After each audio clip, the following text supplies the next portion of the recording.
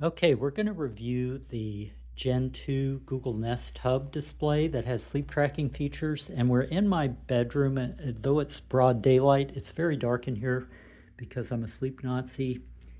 And actually, normally you wouldn't even see this light sneaking around the door frame because I have blackout blinds in the other room as well.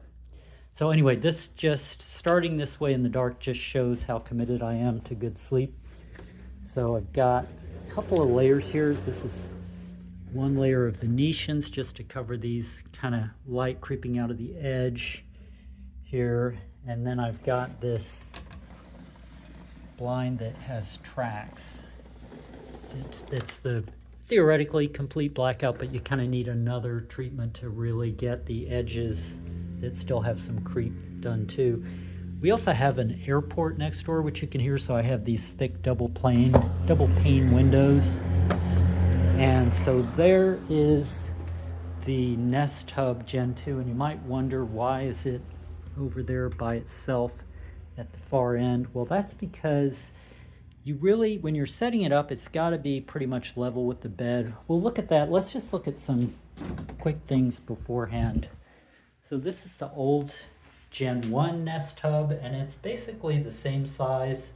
It just doesn't have the sleep tracking features, and I think the speaker isn't quite as good.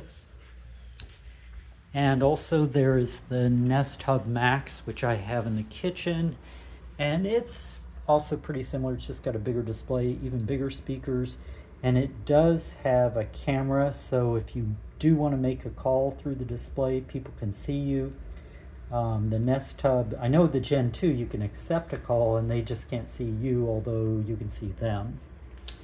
Alright, so before we get into it, I just want to show you a couple things here. So let's go to the Google Store, and here we have, so it's the Nest Hub 2nd Gen that we're reviewing, and it was $50 for Black Friday. Now it's back up to $100 as of December 1st today. I recommend whenever you're buying stuff from the Google Store, you want to do it during Black Friday if possible, because that's really their best prices of the year. I did see on Best Buy that they still have it for $60. That's the Gen 2. And one other thing I want to show you while we're sitting here at the computer, someone did a screen cap. Let's see. So if you go into your Nest Hub itself to look at the settings, which we're going to do in a minute, you can only see so much stuff. You can't really go deep on the settings. So if you really want to tweak something kind of esoteric and you're a sleep nerd like me, you need to go to your Google Home app on your phone, and this is a screen cap of, if you go to devices and then your display, which I call bedroom display, if you drill in to the display settings, you will see that you've got a couple of settings here at the top that are related to sleep. And so general low light activation, this is just how it knows whether we're in a low light situation or not. The default is dim. I recommend changing that to dark if you're a sleep nerd and you have a setup where you completely black out your room at night. Then it will know to do whatever the low light condition down here is. So by default it would show the clock, but again, sleep experts do not want any light. So even though the clock is very dim at night, I would set it to turn off screen. So instead of dim, go to dark for the low light activation, and then once the low light activation is active, you want it to, instead of showing the clock, turn off the screen. All right, so let's go and look at this thing. I originally tried to set it up on this nightstand, which, by the way, this is a Garmin sleep tracker. I think it's the Vivosmart 4, which I don't know if they still sell it. It's quite cheap and it works really well for sleep because it has an SpO2 sensor, which you do not get, by the way, with the Nest Hub. Also, this has got the sensors on the back, so it can tell what your heart rate is for sure. And you know, it's got a gyroscope in it so it can know when you're moving around and that sort of thing. So you would really think that something that doesn't have any sensors attached to your body couldn't work very well. And the sort of calibration phase that you do when you first set it up sort of proves out that it is a tricky thing for them to do. By the way, this is a Nest remote sensor for a Nest thermostat, so it can just tell the thermostat when I'm in the bedroom to use the temperature here, especially since I keep the door closed. Sometimes the temperature in the main room is different than in here, so it just kind of overrides whatever the main room temperature is, doesn't worry about it, and sets the temperature based on the bedroom. So anyway, I digress. I tried to set it up here. One thing you have to do is get it exactly level with your mattress, and I never was able to get it happy even with this little bit of difference here. You also want it to be pointing, they say, at your torso, and you don't want to move it from night to night because you want to get consistent results. So I think it's a good idea, if you can, to put it on the other side of your bed. I mean, if you're a single sleeper, if you're two people, then I think you need one on each side of the bed. But otherwise, if you can kind of tuck it away on a nightstand that is pretty much level with the bed, in a position where you're unlikely to be fiddling with it and moving it around, that is ideal.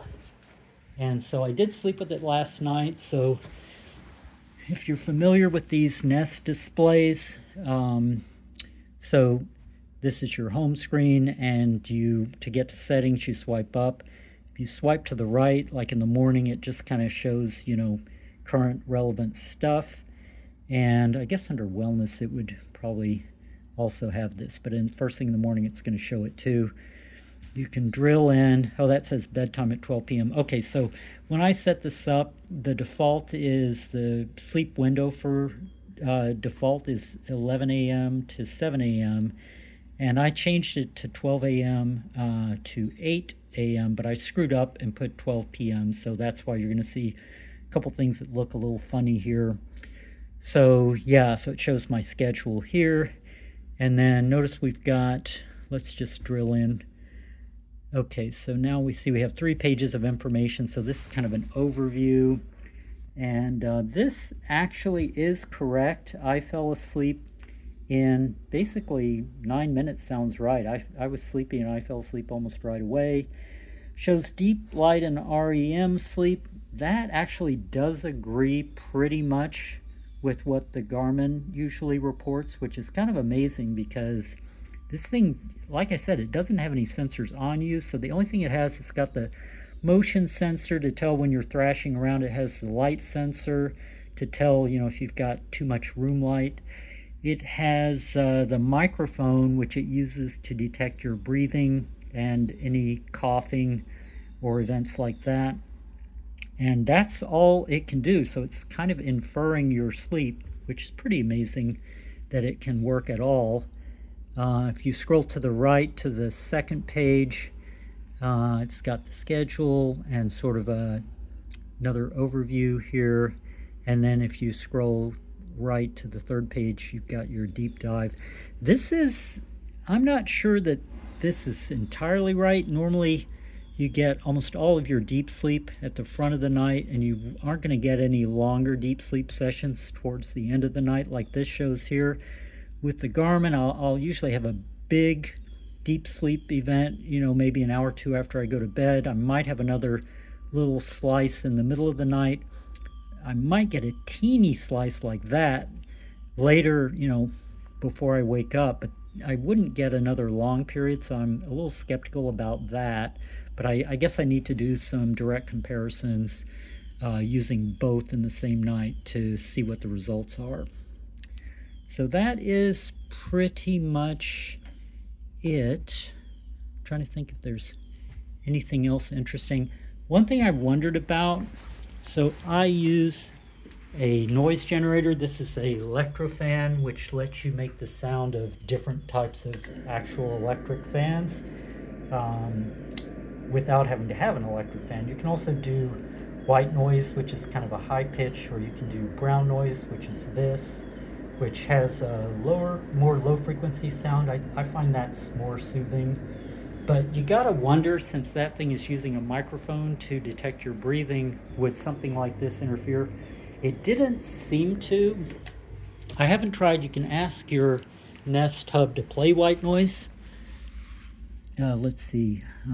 I don't want to trigger turn down your volume as I say the keyword here, so I'm going to say it. Okay, Google, play white noise.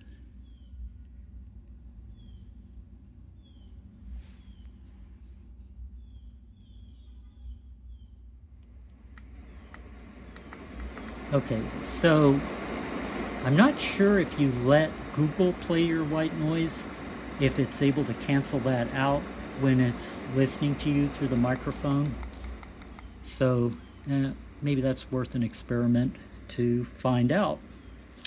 Anyway, that's all I got for you. Thanks for watching.